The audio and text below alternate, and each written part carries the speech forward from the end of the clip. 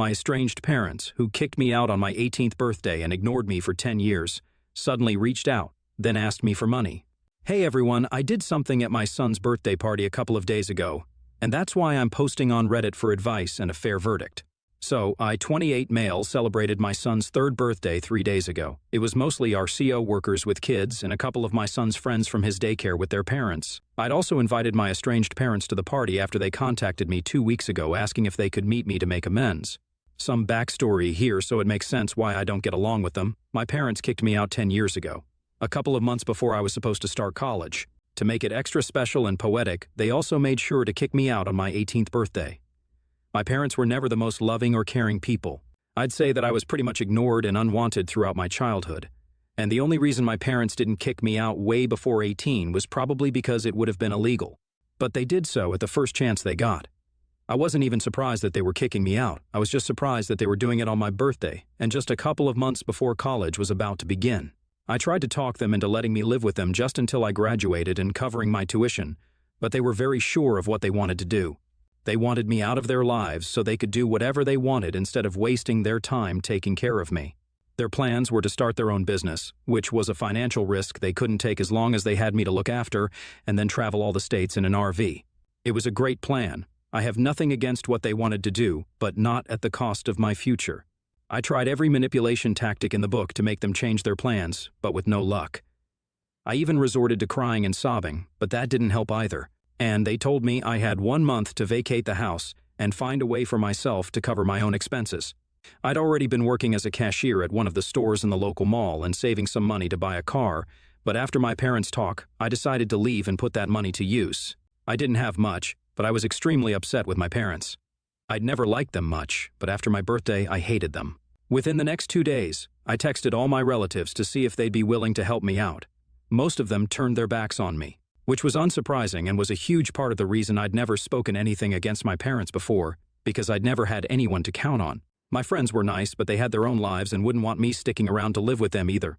But I'm lucky that one of my distant relatives, one of my mother's cousins, Uncle Kevin, responded to my email and told me that I could come live with him, but I'd need to make myself useful for as long as I would stay.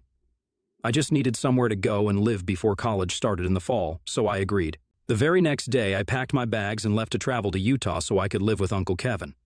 I didn't tell my parents anything, and neither did they ask. I didn't even tell them goodbye one last time before I left, and I don't suppose they cared much about it. Uncle Kevin was a nice guy, and he did make me help him out with a lot of things around the house, but it was nothing impossible.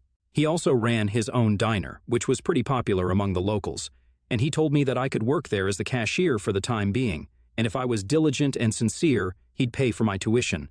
He was a little eccentric, but he was rolling in money from his grandparents' inheritance, and since he had no family of his own, he could afford to spend his money on things like these. That's how I paid for college, by showing my uncle just how serious I was at the diner by working well and honestly. After I graduated and moved out, I offered to start paying him back, but he told me not to bother and said that he'd collect his dues when I was a bigger success story. He was weird but sweet. Unfortunately, he never came to collect his dues since just a few years after I left, he passed away from a stroke. It was sudden, and by the time his housekeeper got him to the hospital, it was already too late. I'm thankful for whatever he did for me, and I'll always be grateful that he was able to at least be present at my wedding and take the place of my parents. Uncle Kevin never really got along with his family, including my mother, as a child or even as an adult, so my parents were never able to find out where I spent those years and who covered my tuition for me. Or maybe they'd found out, but they just didn't bother to contact me. Either way, I never heard from my parents even once after I left their house, until a few weeks ago. They told me that they'd found me on social media through a cousin who's helped them trace me down since they'd heard from people that I was now married, and even had a 3-year-old son of my own. They apologized in their message for all that they'd done all those years ago, and told me that now they'd love to come and see me and make things right with me, mostly because they wanted to meet my wife and son. I thought it was really half-hearted and almost didn't reply to them, but they sent another message within a day of that one, saying that they really wanted to meet their grandson while they were still around. It was evident that they were trying to emotionally manipulate me. Nevertheless, I agreed and told them to come over on the day of my son's birthday. I didn't have anything in mind particularly, but after talking to my wife and discussing the messages with her, she told me she didn't mind having them over as long as I was okay with it. She knows all the history with them, and we've been married for 5 years now. It's been 10 years since my parents kicked me out, so she told me that if I believed it was water under the bridge, then I could invite them. Her own parents had passed away when she was really little, and she'd been raised by her grandparents. Both of them had passed away in the last couple of years, so I could tell that she really wanted some family to be present at the party. I didn't care about reconciliation, but I felt like my wife actually did want them, and wasn't saying it because she didn't want to strong-arm me into anything. So I did invite my parents for my wife's sake, and on the day of the party, they arrived an hour early before all the other guests so we could get some one-on-one time with each other. It was all very awkward and uncomfortable, but we tried to make small talk after I'd introduced them to my wife and son. They were polite and respectful for the most part, but then at one point, my wife went into the kitchen to make my dad some tea. That's when my mother told me that she was here to discuss something else as well, and she didn't want to say it in front of my wife, so they'd asked her for tea. Now that it was just the three of us, my parents apologized to me again, and said that they'd come to their senses now that they'd done whatever they wanted to, and felt like they had really treated me badly during my childhood. I thought that it was pretty nice of them to apologize, and that finally they'd started acting like human beings to me. But before I could accept their apology in person, they went on to tell me that they now needed money, and that was a major reason that they were here right now. Apparently, they'd blown through a lot of their savings while traveling, and now they were falling short while trying to pay all their bills on time, and wanted my help to live. They knew that my wife and I were relatively well off. She was a real estate agent and I worked in the bank, so we were comfortable and could afford to help them. I was very irritated by that because it just cheapened everything that they'd said to me, because now I felt like it was all just a ploy to get me to help them out financially. They'd even used their grandson in their tactics to try and make me soften up towards them. While it hadn't been very effective on me, my wife had fallen for it. I didn't blame her because she didn't know just how awful my parents were and really missed her family, which is why she was so keen for us to fix our relationship, but I regretted ever having them over. I didn't say anything to them because just afterwards my wife walked in with the tea for my dad and coffee for the rest of us, and she seemed very happy, so I just stayed quiet. My mother told me to think about it. My wife did ask me what we'd been talking about, but I told her that we'd talk about it later because I didn't want to get into an argument with my parents around the same time as when the guests were supposed to start arriving. My wife talked to my parents some more for the next couple of minutes, and it was an easy flowing conversation for her since she seemed to like them, but I sat there quietly because I just wanted them to leave before I lost it at them. Luckily, the first guests arrived in just the nick of time, and I jumped at the opportunity to distract myself from this. Once the guests were there, I busied myself with my son and the party arrangements, and then it was time for my son to cut the cake, which went well. Everyone had fun. Right after that, I was about to go into the kitchen with my wife, but my parents stopped me and asked me once more if I'd come to a decision yet. So, I snapped, and I told them that they could wait in the living room with all the other guests, and I'd let them know shortly. After everyone had received their slice, I took my spot in the middle of the living room and started off with a speech that I'd been preparing in my head after my parents stopped me outside the kitchen. I introduced my parents to all the other guests since nobody had met them before, and they looked pleased that I was treating them well. But the smiles dropped from their faces as soon as I went on to the next part of my speech, where I started narrating the story about my childhood and how they'd kicked me out, after which I had to be taken in by my uncle. I wrapped it all up in lighthearted jokes, and everyone was laughing a little, but my parents looked humiliated, and my wife had a poker face throughout. I mentioned how my parents and I hadn't spoken for 10 years after they'd kicked me out, and finally recently they'd contacted me to meet their grandson. I'd almost ignored and blocked them, but then I changed my mind because I was just grateful that, unlike other nightmarish parents, at least mine weren't after my money. I was able to pass it off as a joke, and then I sat back down with the guests while my parents chuckled along uncomfortably, since I'd managed to make the whole speech sound like a stand-up bit. So it didn't ruin the birthday vibes. After some time, the guests started leaving, and my parents were the first ones to go.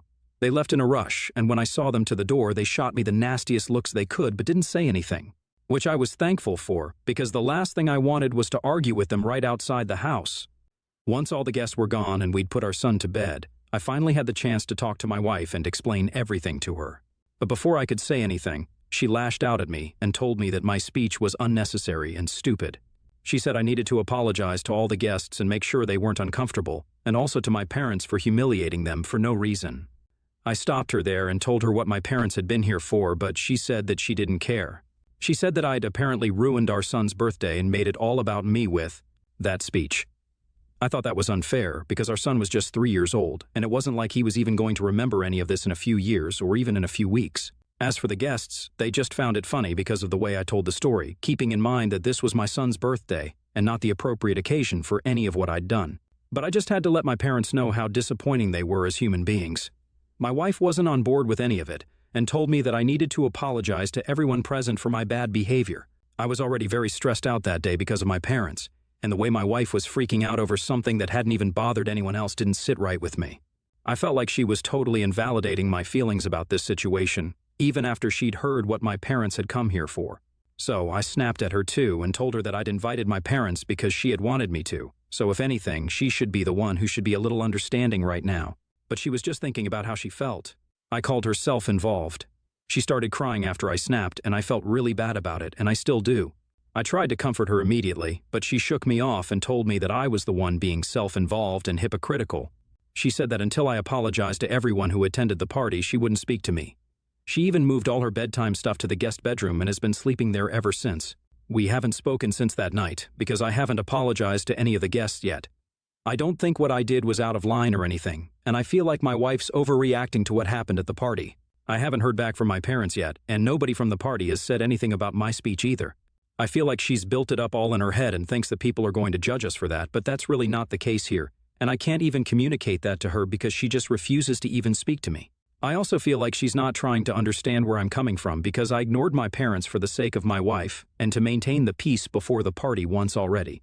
But I just couldn't take it a second time because they were putting too much pressure on me. The thing that I'd said about my wife wanting my parents at the party more than I did was probably true. She didn't deny it when I brought it up during our argument on the night of the party. My wife's been acting like I totally ruined the party, but nobody cares as much as she does. I don't want to apologize to anyone because I don't think I did anything wrong. I tried to do everything the right way, but even that didn't end well for me somehow. My parents kicked me out at 18 and abandoned me for 10 years, so I think it was completely fair for me to humiliate them at a party after they tried to screw me over once more by asking me for financial help over and over again. I tried to deal with things calmly and only acted emotionally after my parents took things too far. I really think my wife needs to understand that. I guess I can apologize to her for calling herself involved. That was not cool, but that's really the most I feel like I should do. Apart from that, I absolutely don't think I have anything to apologize for. I can even consider apologizing to the guests, but certainly not to my parents. So, AITA for making a speech at my son's birthday party to humiliate my parents who had asked me for money to help them after they kicked me out and cut me off for 10 years? Update 1. So I talked to my wife about this today. The comment section on my original post was pretty divided on what I should have done. So I decided to just screw it and talk to my wife because that's how the marriage will work anyway. It's been 6 days since the party and 6 days of not talking to each other and sleeping in different rooms. We tried to keep it low-key for the sake of our son, but he's not old enough to notice these things yet, so there was even less of an excuse for us not to talk to each other. But today, before we left for work, I stopped her and told her that we absolutely needed to talk. She didn't ignore me, luckily, and our son was having breakfast in the other room, so we could talk peacefully. I told her I was sorry for calling her self-involved, but apart from that, I didn't see any reason for me to be sorry. I didn't ruin the party for anyone like she believed, and nobody even cares about the speech because nobody's brought it up with me yet, not even my parents. I told her as gently and respectfully as I could that I believed she'd overreacted a bit, and then I waited for her to respond. She agreed that she had indeed overreacted, and said that for the past few days, once her anger over what I'd done had cooled off a bit, she'd realized that she'd acted very selfishly and hadn't been thinking about my feelings at all. She also conceded that she'd sort of made me invite my parents to reconcile, even though she hadn't verbally said it. While we'd been discussing the idea, she'd been very non-verbally trying to influence me, because she was the one who actually wanted a happy family for us. So I wasn't wrong about that after all, and she apologized to me for it as well. Her reasons were pretty valid if I think about it emotionally, because all she'd really wanted was for us to have a complete family that she'd never really had as a kid. She'd hoped that as a married woman she'd get some part of it, but here too her in-laws were estranged.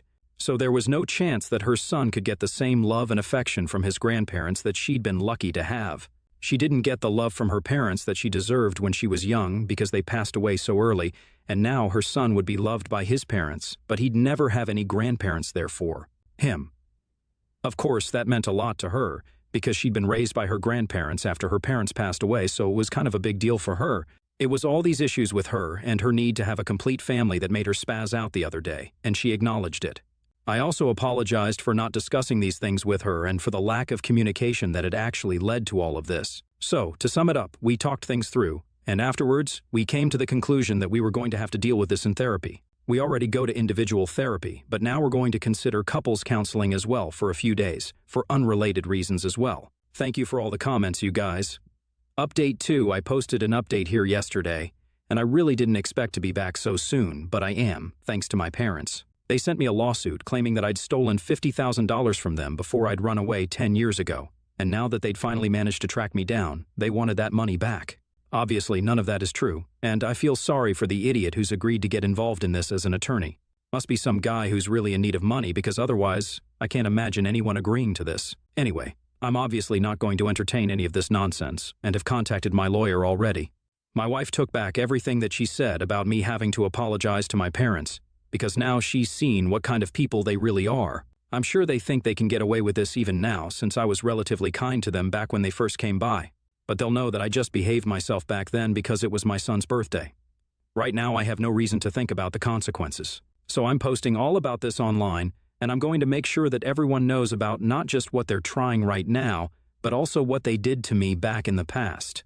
Update 3, so I posted everything. Every single detail that I'd shared here is now up on my Facebook profile. It's been 20 minutes, and I haven't received any texts or calls as such, but I'm waiting because I know people are going to be mad and pissed. Especially since I mentioned how nobody in my family had taken me in. But now that I'm in a somewhat decent position, everyone acts friendly with me. I've never invited anyone to any events, just to be clear, but my relatives who'd shut me out back then have all turned over a new leaf in the last few years and tried to be on good terms with me, which is all fake, obviously. Just now, they have their own kids to think of, and it doesn't hurt to have a well-connected relative who works in a bank and is in a position to get them jobs. So I know stuff is going to go down now. I'm just waiting for them. Update 4, hey all, I'm back after almost 3 days. So, my parents went completely ballistic after I made that post and called me up frantically, several times to try and get me to take it down. But I didn't listen until they texted me and promised me that they'd withdraw their case. I just needed that in writing somehow, and I have that now. After that, they blocked me. The real nastiness was because of my relatives who I'd mentioned by name in my post. They were so triggered by it that they commented really nasty things about me, my wife, and even my son under the post, which just proves my point about them being terrible, selfish, and idiotic folks. Their kids were the ones with the decency to apologize for their parents' actions, which was really backward for me. But at least some people had class and brains. I've taken that post down now, but a lot of people have seen it already, so everyone who turned their backs on me in the past got their karma, and I'm glad for it. Long story short, the parents withdrew their case. I got back to my relatives. My wife and I are still going strong. Thanks for being here, Reddit, but I think I'm going to take a break now. Signing off. Bye.